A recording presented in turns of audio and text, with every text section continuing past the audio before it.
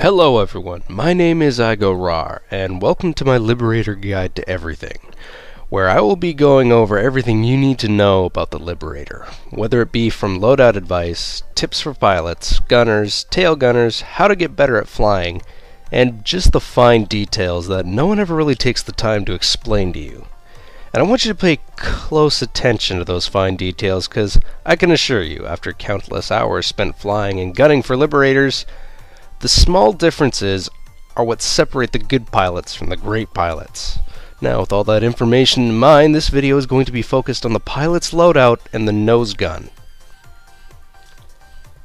Now, before you even get into your Liberator, there are 4 major things you need to have. First of all is you need to be an engineer. Whether you're a pilot, gunner, or even a tail gunner, you should always be an engineer.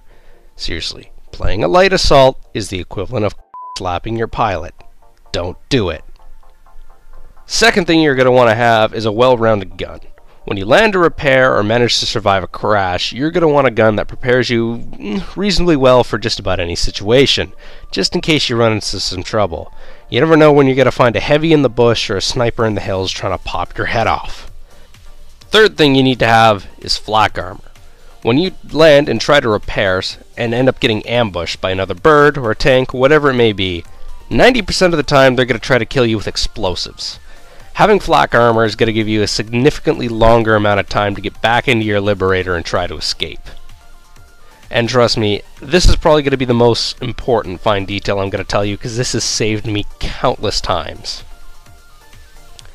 The last thing you're going to want to have is an implant. For the pilot, I would recommend using the enhanced targeting implant, which will give you the ability to see your enemy's HP bar and let you pick off the weaker targets when you see them.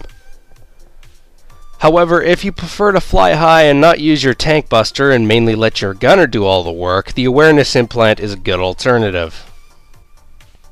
Now, when it comes to the nose gun, there really is only one choice, the tank buster. Yes, the Vector and the Spur have a much higher velocity, longer range, more accuracy, but they fall a bit short when it comes to DPS. The Liberator is best suited for a hit-and-run style of attack, meaning that the low DPS of the other 2 guns are a poor fit. On any other vehicle in the game, the Vector and the Spur would be outstanding weapons on their own, but the fact of the matter is, they just do not work well as the nose gun for a Lib. So now that we've picked our gun, what setup do I recommend for it? Well, for the sights, I would recommend thermals. The low range and the high drop-off of the tank buster makes just about any level of zoom useless, and personally, I find it harder to aim with any level of zoom than the thermals. Thermals aren't as much to help you aim as they are a tool for spotting targets for your gunners, but they do assist you a little bit in aiming when you're trying to pop off tanks.